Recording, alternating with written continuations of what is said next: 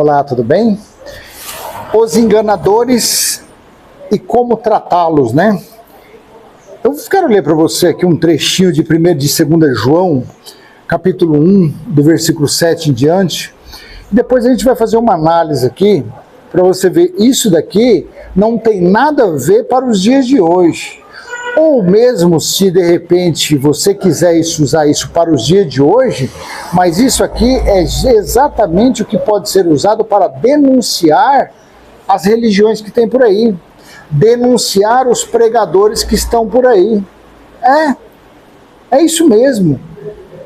Por isso que olha aqui, ó, vamos ler 2 João, capítulo 1, versículo 7 em diante. Porque muitos enganadores têm saído mundo afora, os quais não confessam que Jesus Cristo veio em carne. Este é o enganador e o anticristo. Isso daqui é para os nossos dias? João estava falando isso mês passado, João falou isso no século passado? Não. Isso foi falado antes dele ser aprisionado na ilha de Patmos. Isso ele estava falando dos enganadores que estavam anunciando uma falsa salvação. Ele estava falando daqueles que eram anticristos, eram contrários, eram adversários, eram acusadores, eram opositores. Ele estava falando dos pregadores do legalismo de Moisés. Ele estava falando dos seguidores de Moisés. Será que tem algo em comum com isso nos dias de hoje? Coloca no comentário aí. Tem alguma coisa em comum nos dias de hoje? Tem alguma coisa que mais ou menos se equipara nesses dias aqui? Então João aqui estava falando os anticristos, que eram os opositores, os que eram contra, os que não aceitavam Cristo, os que não aceitavam Cristo como Messias, os que não aceitavam o Filho do Homem, que veio para resgatar, que veio para trazer salvação para Israel. Exatamente aqueles que viviam no dízimo, oferta, buscando Deus no templo, apresentando criança, jejuando, ungindo a cabeça com óleo, vigília, cerimoniais de purificação, festividades, guardando o sábado, tudo isso aqui. Esses eram os anticristos, esses eram os enganadores, eram desses que João estava falando, porque muitos enganadores têm saído mundo afora, os quais não confessam que Cristo veio em carne. Este é o enganador e o anticristo. Versículo 8. Tenham cuidado para que não percam aquilo que temos realizado com esforço, mas recebam plena recompensa. 9. Todo aquele que vai além da doutrina de Cristo e nela não permanece, não tem Deus. O que permanece na doutrina, esse tem o Pai e o Filho. Vou ler esse versículo aqui para você de novo. Todo aquele que vai além da doutrina de Cristo e nela não permanece, não tem Deus. O que permanece na doutrina, esse tem tanto o Pai como o Filho. E aí? Cristo veio dar entendimento para eles praticarem as coisas do Velho Testamento? Não. Cristo veio trazer os ensinamentos de Moisés, os preceitos, as cerimônias de Moisés para eles? Claro que não. Quando Jesus de Nazaré estava vivo, andando com os discípulos, Jesus não falava que Jesus era a porta das ovelhas, ele era a porta dos judeus.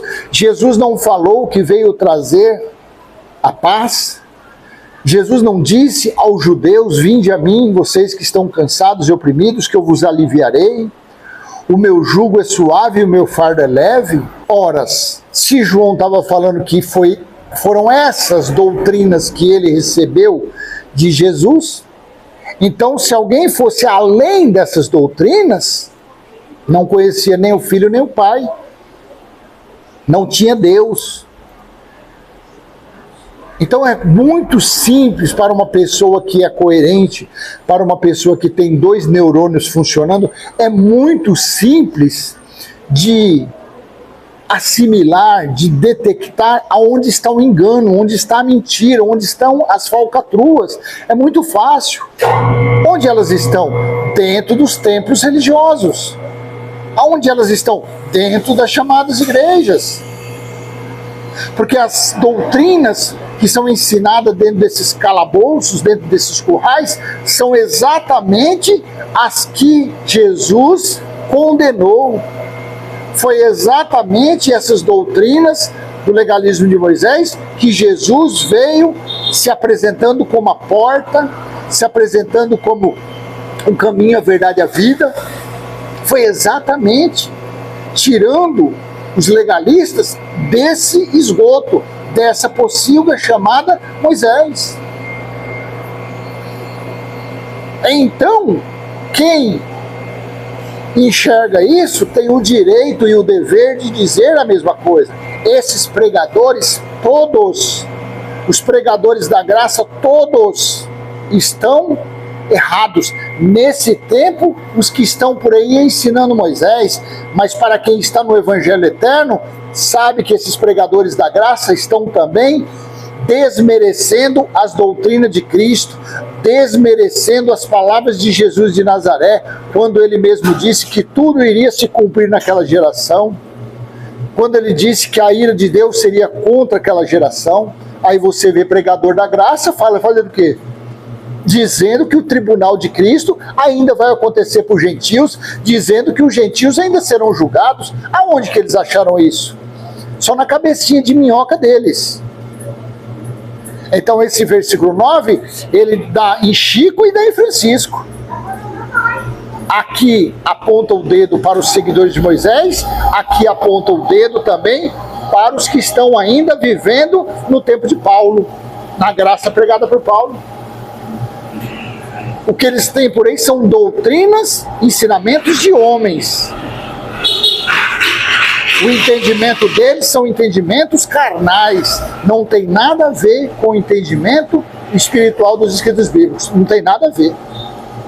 Estão atrasados, estão nas trevas igualmente. Todo aquele que vai além da doutrina de Cristo e nela não permanece. Onde já se viu alguém chegar ao ponto de chamar o Evangelho eterno de maldito? Sendo que Cristo falou que o reino dele seria estabelecido, sendo que o próprio Jesus de Nazaré, lá em Marcos capítulo 1, versículo 14, versículo 15, o tempo está cumprido e o reino de Deus está próximo.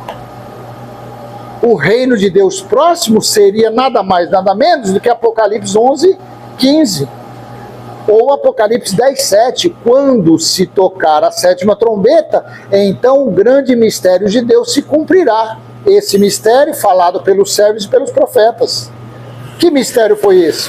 Que o reino de Deus seria estabelecido aonde? Nos homens. Apocalipse 11, 15, e o 7º anjo tocou a trombeta. Não faz parte das doutrinas de Cristo? João não sabia que isso estava próximo? Pedro não sabia que estava próximo? Paulo não sabia? Claro que eles sabiam. Então a doutrina, isso está dentro da doutrina de Cristo. O cumprimento do Evangelho está dentro da doutrina de Cristo. Não tem como você falar das doutrinas de Cristo e deixar o Evangelho eterno de fora. Não tem como você falar das doutrinas de Cristo e não reconhecer que a 7ª trombeta foi tocada e que o Evangelho se tornou eterno, porque o Evangelho foi estabelecido. Quando você diz que o Apocalipse é um livro velho, um jornal velho que só serve para os judeus, você está negando a fala de Paulo em Efésios 2, 22. Vocês estão sendo edificados, vocês estão preparados juntamente com os outros, com os judeus, para serem morada de Deus no Espírito. Onde é que vem o conhecimento de Deus morando no Espírito? Apocalipse 21, versículo 3. Então como que você pode desprezar um livro desse? Como que você pode desprezar, falando que o evangelho eterno foi para os judeus, sendo que Apocalipse 14:6, eis o anjo que estava com o evangelho eterno para ser anunciado a todos os habitantes da terra, a toda tribo, toda língua e todo balalá, balalá, balalá. Olha aí. Então todo aquele que vai além da doutrina de Cristo e nela não permanece, não tem Deus. O que permanece na doutrina, esse tem tanto o Pai e o Filho. Então, semelhantemente ao que o João disse naquele tempo, hoje é a mesma coisa. Você que nega o evangelho eterno, você que nega o reino de Cristo estabelecido, você é um fariseu, você é um incrédulo, você é um blasfemador, você é um canalha, você é um preguiçoso de procurar entendimento, você é um trevas, você não merece um mínimo de respeito quanto aos escritos bíblicos. Agora, se você for uma pessoa casada, pai de filhos, uma pessoa responsável, você merece o seu respeito na natureza carnal. Mas quanto a escritos bíblicos, contra a sabedoria espiritual, esse não tem nenhuma, você está fora totalmente disso. Totalmente você está fora, está desconectado dessa sintonia. Tá bom? Vamos ver aqui o versículo 10. Se alguém for até você e não levar esta doutrina, não o recebam em casa, nem lhe deem boas-vindas. Claro, João tinha os dardos de Moisés na mente dele, tinha o ferrão, tinha o aguilhão da lei. Por isso que ele era severo desse jeito. E outra, naquela época, a coisa era diferenciada. Naquela coisa, a doutrina de Cristo era algo sadio, era algo pleno, era algo sem fermento. Só nas epístolas de Paulo que você vê a sã doutrina fermentada. Mas esse rigor de João aqui era separando Cristo de Moisés. Então eles naqueles tempos, de forma alguma, da mesma forma que os seguidores de Moisés não aceitavam os gentios em seu meio, a mesma forma também os seguidores de Moisés, os gentios não aceitavam também Moisés no meio deles. Então era isso daqui, era bem uma divisão bem 11, porque aquele que lhe dá boas-vindas se faz cúmplice das suas más obras. Então, gente, eu vou deixar esse simples e humilde entendimento com você, um entendimento bem racional, para que você venha ler a Bíblia com racionalidade, procure entender a Bíblia de uma forma sua, de uma forma particular sua, de uma forma conforme está no literal, a contextualização, e fazendo isso você vai alcançar um entendimento espiritual. Nada de ser Maria vai com as outras, nada de ser onde a vaca vai o boi vai atrás. Não, seja uma pessoa livre, seja uma pessoa disposta a aprender, seja um autodidata dos escritos bíblicos. E você vai ver que ninguém vai te manipular, ninguém vai te usar como uma marionete, tá bom? Então eu vou deixar com você essa mensagem. E humildemente eu te peço, se foi útil, você aperta o coraçãozinho, você comenta, você compartilha com quem você achar que deve compartilhar. E se você não é inscrito nem nosso canal Limpos pelo Evangelho Eterno, que você se inscreva aí, tem um sininho, ativa o sininho e vamos em frente. Simples assim, adorando, glorificando, exaltando Cristo em espírito e em verdade. Porque Ele é o eterno Deus, Ele é o eterno Senhor, Ele é o eterno Criador de todas as coisas. Ele é o Alfa, Ele é o Ômega, Ele é o princípio e Ele é o fim. Tá bom? Um abraço, tchau, tchau.